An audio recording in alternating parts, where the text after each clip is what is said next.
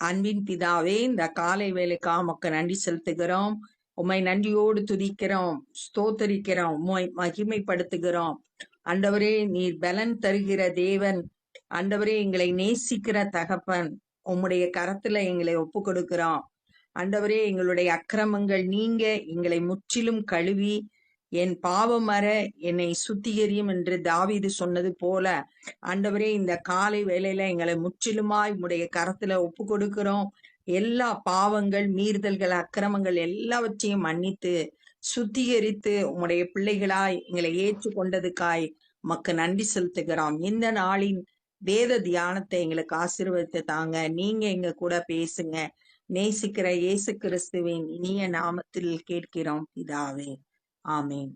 யாக்கோபு 5வது அதிகாரம் 11வது வசனம். இதோ பொறுமையாய் இருக்கிறவர்களை பாக்கியவான்கள் என்கிறோமே. பொறுமையா இருந்தா ஆசீர்வதிக்கப்பட்டவங்க. ஏன்னா முந்தின வசனங்கள்ல நீடிய பொறுமையா இருங்க அப்படின்றத, விவசாயிகள் எப்படி பொறுமையா இருக்காங்க அப்படின்றத சொல்லி இருந்தது. அது போல நம்மளும் பொறுமையா இருக்கணும் அப்படின்றத கற்றுக் கொடுத்தது. தீர்க்கதரிசிகளும் தங்களோட துன்பமான நேரங்கள்ல ஆண்டவருடைய வார்த்தைய சொன்னதுனால ஏற்பட்ட துன்பங்கள்ல பொறுமையா இருந்தாங்க அப்படின்றத தியானிச்சோம். இப்ப அடுத்ததா நம்ம யோபுவின் பொறுமையை குறித்து இங்க சொல்லியிருக்கு. யோபுவின் பொறுமையை குறித்து கேள்விப்பட்டிருக்கிறீர்களே. யோபு அநேக கஷ்டங்களை அனுபவித்ததை நமக்கு தெரியும். சரீரத்துல வியாதி, பிள்ளைகள் எல்லாம் மரித்து போயிட்டாங்க. தன்னுடைய ஆடு, கழுதை எல்லாம் எதிரிகள் கொண்டு போயிட்டாங்க. இப்படியா எல்லாத்தையும் இழந்த ஒரு சூழ்நிலையில யோபு பொறுமையா கர்த்தருக்கு காத்திருந்தத நம்ம அந்த பகுதியில வாசிக்கிறோம். கர்த்தருடைய செயலின் முடிவை கண்டிருக்கிறீர்களே. எல்லாவற்றிலும் யோபு உண்மையா கர்த்தரை பின்பற்றினதுனால யோபு 42வது அதிகாரம் 10வது வசனத்துல கர்த்தர் முன் இருந்ததை பார்க்கிலும் இரண்டத்தனையா எல்லாத்தையும் கொடுத்தாரு அப்படின்னு சொல்லிட்டு அந்த வசனத்துல நம்ம வாசிக்கிறோம். அது கர்த்தருடைய செயலோட முடிவு நம்ம பார்த்திருக்கிறோம்.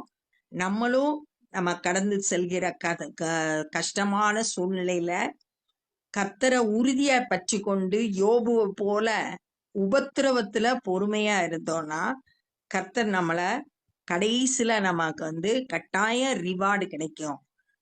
யோபுவை போல கர்த்தருடைய செயலை நம்ம கடைசியில பார்க்கலாம். கர்த்தர் மிகுந்த உருக்கமும் இரக்கம் உள்ளவராய் இருக்கிறாரே. ஆரம்ப நாட்கள்ல யோபுவோட வாழ்க்கையில அந்த கஷ்டங்களை கடந்து போகும்போது கர்த்தர் கைவிட்டுட்டாரோ அப்படின்ற நினைக்கக்கூடிய சூழ்நிலையில கூட யோபு உத்தமமா கர்த்தரை பின்பற்றினதுனால கடைசியில கர்த்தர் மிகுந்த இரக்கமும் உருக்கமும் உள்ளவராய் இருக்கிறார் என்பதை அவருடைய வாழ்க்கை மூலம் நம்ம அறிந்து கொள்றோம். விசேஷமாய் என் சகோதரரே, வானத்தின் பேரிலாவது பூமியின் பேரிலாவது வேறெந்த ஆணையிலாவது சத்தியம் பண்ணாதிருங்கள். நம்ம என்ன செய்யக்கூடாது? சத்தியம் பண்ணக்கூடாது. இதையே மத்திய 5வது அதிகாரம் 34ல இருந்து 37 வரைக்கும் இயேசு கிறிஸ்து பிரசங்கம் பண்ணும்போது சொல்றாரு, வானத்தின் மேல சத்தியம் பண்ணக்கூடாது, அது எனக்கு சிங்காசனம். பூமி மேல சத்தியம் பண்ணக்கூடாது, அது என்னுடைய பாதப்படி. எருசலேம் மேல சத்தியம் பண்ணக்கூடாது, அது மகாராஜாவுடைய நகரம்.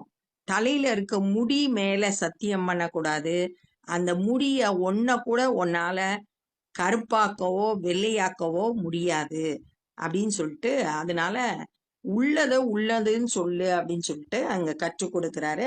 அதேதான் இங்க யாக்கோபு சொல்றாரு. நீங்கள் ஆக்கினைக்குள்ளாக தீர்க்கப்படாதபடிக்கு, உனக்கு தண்டனை கிடைக்காம இருக்கணும்னா உள்ளதை உள்ளதென்றும் இல்லதை இல்லதென்றும் சொல்ல கடவீர்கள். எது உண்மையோ அதை சொல்லணும். சத்தியம் பண்ணணும்ன்றது தேவையில்லை. உண்மையா எதுவோ உள்ளத உள்ளதென்ற, இல்லைன்னா இல்லைன்னு சொல்லிடு அப்படின்னு சொல்றார். உங்களில் ஒருவன் துன்பப்பட்டால் ஜெபம் பண்ண கடவன். ஒருவன் மகிழ்ச்சியாய் இருந்தால் சங்கீதம் பாட கடவன். இங்க 2 சூழ்நிலையே சொல்லப்பட்டிருக்கு. கஷ்டமான நேரம், மகிழ்ச்சியான நேரம். கஷ்டமான நேரத்துல ஜெபம் பண்ணு. ஆண்டவர்கிட்ட உன் கஷ்டங்களை தெரிவி. கர்த்தர் உனக்கு ஜெபத்தை கேட்டு அந்த பிரச்சனைகளை மாற்றுவார். மகிழ்ச்சியா இருக்கிற நேரத்துல அப்பையும் என்ன செய்யணும்? கர்த்தரை ஜெபம்தான் பண்றோம். எப்படி ஜெபம் பண்றோம்? கர்த்தரை துதிச்சு ஆண்டவரை மகிமைப்படுத்துறோம். சங்கீதம் பாடல்களை பாடி கர்த்தருக்கு நன்றி செலுத்தி அந்த சந்தோஷமான நேரத்திலையும் ஆண்டவரையே நோக்கி பார்க்கணும். உங்களில் ஒருவன் வியாதிப்பட்டால், அடுத்ததா சொல்லப்பட்டிருக்கிறது வியாதி, அவன் சபையின் மூப்பர்களை வரவழைப்பானாக. வியாதி வந்துருச்சுன்னா சபையின் மூப்பர்கள், சபையில உள்ள தலைவர்கள், இப்ப சூழ்நிலையில போதகர்கள், அவங்களை அழைத்து அவர்கள் கர்த்தருடைய நாமத்தினாலே அவனுக்கு எண்ணெய் பூசி அவனுக்காக ஜெபம் பண்ண கடவர்கள். இயேசு கிறிஸ்துன்ற நாமத்துல ஜெபம் பண்ணணும், எண்ணெய் பூசி ஜெபம் பண்ணணும் அப்படின்னு சொல்லிட்டு சொல்லப்பட்டிருக்கு. சீஷர்கள் கூட எண்ணெய் பூசி ஜெபித்தத மார்க்கு எழுதின சுவிசேஷம் 6வது அதிகாரம் 13வது வசனம். அநேகம் பிசாசுகளை துரத்தி அநேக நோயாளிகளை எண்ணெய் பூசி சொஸ்தமாக்கினார்கள் அப்படின்னு சொல்லி. அப்ப எண்ணெய் பூசி ஜெபம் பண்ணும்போது அந்த ஜெபத்தை ஆண்டவர் கேட்கிறார். அப்பொழுது விசுவாசம் உள்ள ஜெபம் பிணியாளிகளை ரட்சிக்கும். இந்த மூப்பர்கள் வந்து ஜெபம் பண்ணும்போது விசுவாசம் உள்ள ஜெபம், ஜெபத்துல விசுவாசம் இருக்கணும். விசுவாசம் உள்ளவர்களால் ஜெபத்துல எவைகளை கேட்பீர்களோ அவைகளெல்லாம் பெற்றுக்கொள்வீர்கள் அப்படின்னு சொல்லிட்டு நம்ம வேதத்துல வாசிக்கிறோம். அது மாதிரி நம்ம வந்து என் சரீரம் சுகம் அடையும் அப்படின்ற விசுவாசத்தோடு ஜெபிக்கும் போது, அந்த மூப்பர்கள் வந்து ஜெபிக்கும் போது அந்த வியாதியஸ்தர் சுகமாறாங்க. கர்த்தர் அவனை எழுப்புவார். அந்த ஜெபத்தை, விசுவாசம் உள்ள ஜெபத்தை கேட்டு கர்த்தர் வந்து அந்த பிணியாளியை ரட்சித்து எழுப்புகிறார். அவன் பாவம் செய்தவனானால் அது அவனுக்கு மன்னிக்கப்படும். ஒருவேளை அந்த வியாதிக்கு காரணம் பாவமாயிருந்தாலும், எல்லா வியாதிக்கும் காரணம் பாவம் கிடையாது. ஆனா ஒரு சில நேரங்கள்ல பாவம் செய்யும் போது அந்த வியாதி வருது. அந்த பாவம் செய்திருந்தா கூட அது அவனுக்கு மன்னிக்கப்படும். நீங்கள் சொஸ்தம் அடையும்படி உங்கள் குற்றங்களை ஒருவருக்கொருவர் அறிக்கையிட்டு ஒருவருக்காக ஒருவர் ஜெபம் பண்ணுங்கள். இது வந்து சபையில காணப்பட வேண்டியது. விசுவாசிகளுக்குள்ள சுகம் அடையணும்னா, தப்பு பண்ணிட்டோம்னா ஒருத்தருக்கு ஒருத்தர் அதை அறிக்கையிட்டு மன்னிப்பு கேட்டு அந்த ஒருவருக்காக ஒருவர் அப்புறம் ஜெபம் பண்ணணும். இருதயத்துல கசப்பு, வைராக்கியம், விரோதம் இதெல்லாம் வைத்திருந்தா நம்ம தெய்வீக சுகத்தை பெற்றுக்கொள்ள முடியாது. அதனால குற்றங்களை ஒருவருக்கொருவர் அறிக்கையிடணும். இது செய்யணும்னா, இப்ப வந்து 1 யோவான் 1:9 பாவங்களை அறிக்கை செய்தா தேவன் நமக்கு பாவத்தை மன்னிப்பாரு அப்படின்னு சொல்லிட்டு அந்த வசனம் கற்றுக் கொடுக்குது. அப்ப அது வந்து நம்ம அந்தரங்கத்துல ஆண்டவரோடு நம்ம பண்ற ஜெபம், அது கூட செஞ்சிருவாங்க. ஆனா இந்த மற்றவங்கிட்ட போய் தன்னோட தப்ப ஒத்துக்கிட்டு தன்னை தாழ்த்தி அந்த அறிக்கை செய்யறதுன்றது ரொம்ப கடினமான காரியம். உண்மையான மனத்தாழ்மை இருந்தா தான் செய்த தவற ஒத்துக்கொண்டு அறிக்கை செய்ய முடியும். அப்படி தங்களை தாழ்த்தி பாவங்களை அறிக்கை செய்து ஒருவருக்காக ஒருவர் ஜெபம் பண்ணும் போது அந்த கசப்பு, விரோதம் எல்லாம் இல்லாம மற்றவங்களுக்காக ஜெபிக்கும் போது நீதிமான் செய்யும் ஊக்கமான வேண்டுதல் மிகவும் பலன் உள்ளதாய் இருக்கிறது. அப்ப பாவங்கள் மன்னிக்கப்படும் போது நம்ம நீதிமான் ஆக்கப்படுறோம். அந்த நீதிமானா இருந்து ஜெபம் பண்ணும்போது அந்த ஜெபம் ரொம்ப வல்லமையான காரியங்களை செய்யும். ஊக்கமான அந்த ஜெபம் மிகுந்த பலன் உள்ளதாய் இருக்குது. எலியா என்பவன் நம்மை போல பாடுள்ள மனுஷனாய் இருந்தும் அடுத்து நமக்கு எலியாவை பத்தி எடுத்துக்காட்டா நமக்கு சொல்லப்பட்டிருக்கு. நம்மை போல ஒரு பாடுள்ள மனுஷன்தான் எலியா. மழை பெய்யாதபடிக்கு கருத்தாய் ஜெபம் பண்ணினான். 1 ராஜாக்கள் 17-18 அந்த 2 அதிகாரத்திலையும் இந்த சம்பவம் சொல்லப்பட்டிருக்கு. எலியா கர்த்தரை நோக்கி மழை பெய்யக்கூடாதுன்னு ஜெபம் பண்ணான். அப்பொழுது 3 வருஷமும் 6 மாதமும் பூமியின் மேல் மழை பெய்யவில்லை. கருத்தாய் ஜெபம் பண்ணாரு. அந்த ஜெபம் அப்படியே கேட்கப்பட்டு 3 வருஷம் 6 மாசம் மழையே பெய்யல. மறுபடியும் ஜெபம் பண்ணினான். அப்பொழுது வானம் மழையை பொழிந்தது, பூமி தன் பலனை தந்தது. மறுபடியும் ஜெபம் பண்ணும்போது எலியாவோட ஜெபத்தை கேட்டு ஆண்டவர் மழையை பெய்ய பண்ணாரு. மழை பெய்ததனால பூமி தன்னுடைய பலனாகிய நல்ல பயிரை முளைக்க செய்தது. சகோதரரே, உங்களில் ஒருவன் சத்தியத்தை விட்டு விலகி, சத்தியம்னா என்ன? யோவான் 17:17 வேத வசனம்தான் சத்தியம் அப்படின்னு சொல்லியிருக்கு.